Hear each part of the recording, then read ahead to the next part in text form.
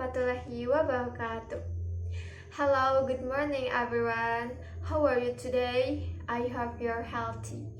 I'm Diva Fathuril Zahwa from English Education Study Program at Kuningan University, and today I will present the results of my analysis of the article on grammar in spoken discourse. So, what I'm going to talk about today are the grammatical features of spoken grammar. We will learn from research conducted in class when discussing these features. The purposes of this presentation are to increase our knowledge about the features of spoken grammar, to understand more deeply the difference between English spoken and English written, and also be able to apply the features of spoken grammar. My presentation is divided into 8 parts.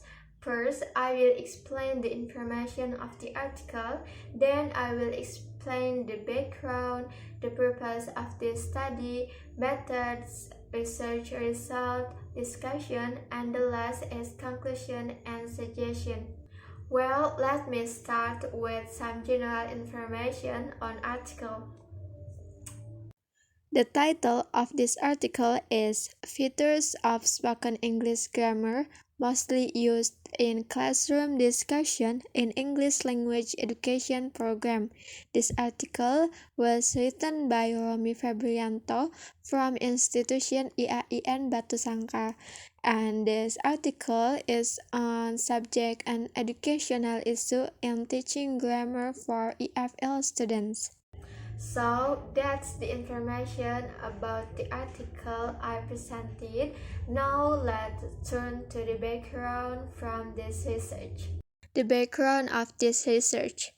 Grammar is not only as a set of rules that outlines correct usage and involves the examination of grammar as an object, but it is also as a tool. This is called as functional grammar.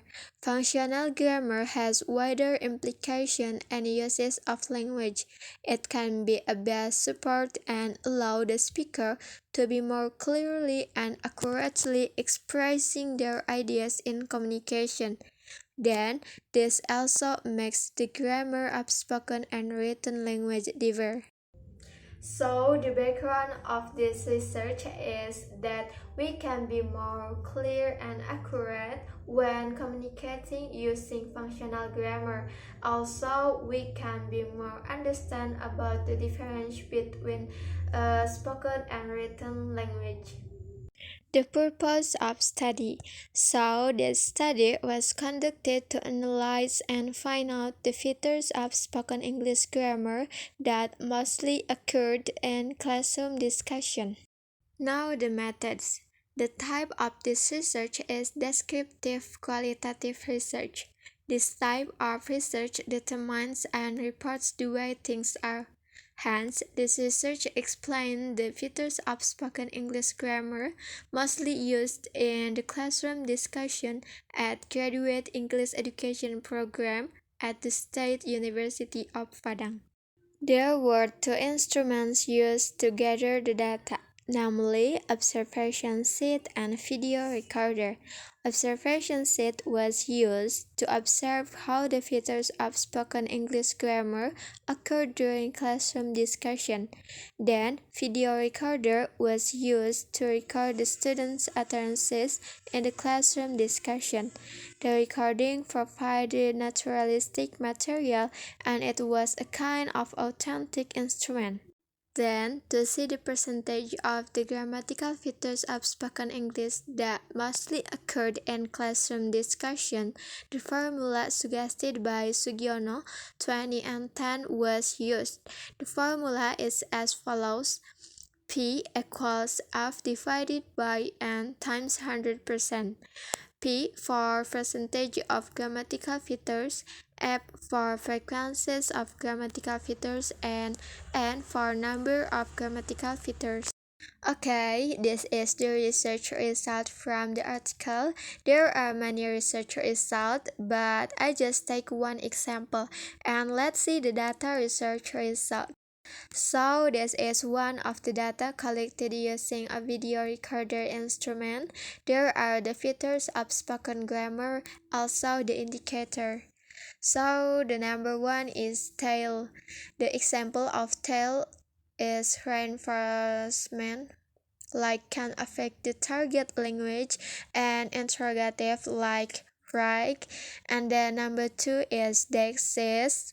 The example of dexis like here, then, now. And then number three is ellipsis. The example of ellipsis is subject and the verb, like any contribution or first language right. And then number four is spoken clause structure. The example of this is and then number five is vague language, like about, like how do we call this, or what we call this. And then the last is modal expression, like can, I think, have to, possible, maybe, could, need to, should, and must. That's the research result from the article. Now we will discuss about the features of spoken grammar which has been found in conversation. The first features of spoken grammar is deixis. Dealing with the example above, the students use now, then, and here in their utterances to indicate that they were talking about point or period in time matches the time of their utterance. As a result, the listeners or the audience understood that the word now, then, and here mean the time and place which indicate the period in the classroom discussion.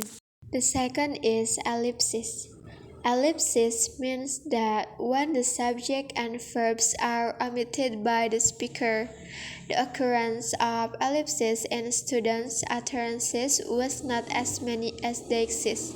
The ellipses occurred when the speakers can assume that the listener know enough about people and things in the immediate situation.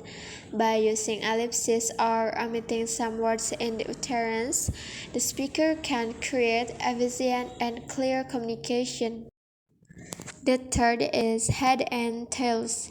Head allows the speakers to highlight the topic they want to talk about before commenting on it, giving both the speaker and the listener more processing time in real-time communication.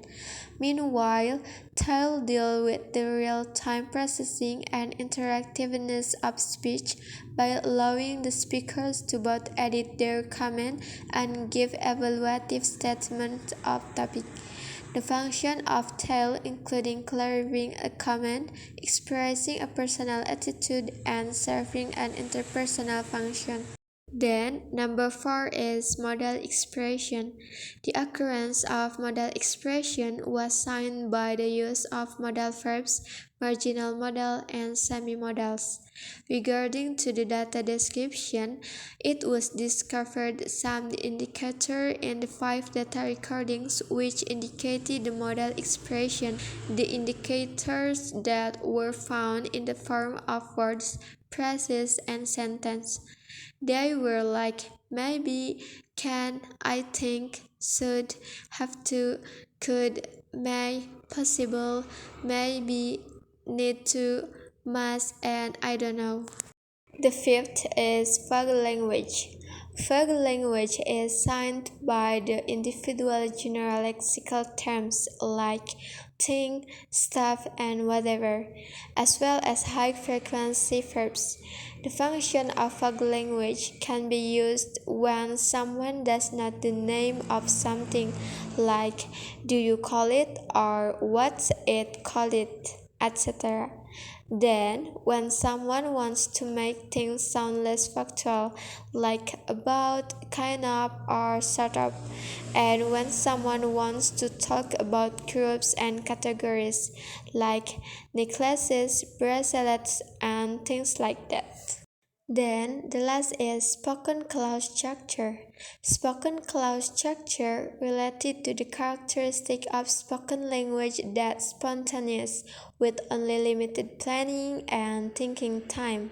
The sign of the spoken clause structure is usually indicated by coordinating conjunction like and, or by simple subordinating conjunction like cause or so. Dealing with data recording, almost in each data recording was found the word and the word so, and so were the indication of the occurrence of spoken clause structure on student utterances in the classroom discussion. In conclusion, let me sum up my main point. Based on the result of the research, it can be concluded that the students use all of the features of spoken English grammar in their utterances in the classroom discussion. They use style like reinforcement and interrogative. They exist like now, then, and here, ellipses, omission of subject and verb, spoken clause structure like and so, vague language like about, like, can be called, they called, how do we call this, what we called, and something like that. And the last is modal expression like maybe, can, I think, should, have to, could, may, possible, maybe, need to, must, and I don't know. Then the last is suggestion. For English graduate students as presenters, they should improve their willingness to know more about words, phrases, or sentences included in each features of spoken English grammar and use them appropriately in their utterances. This is because it can influence the interaction between the presenter and the audience. And for the teacher or lecturer to teach the features of spoken English grammar more frequently in teaching. Also recommended to provide more learning activities for students to employ the features of spoken English grammar to encourage their students to use more variation of features of spoken English grammar in their communication. And here the reference from the article. So that's all I have to say about the features of spoken grammar. I hope you can understand what I explained so it can be increase your insight about the features of spoken grammar. I apologize if there are any mistakes, whether in the material or pronunciation. Thank you for your nice attention. Wassalamualaikum warahmatullahi wabarakatuh.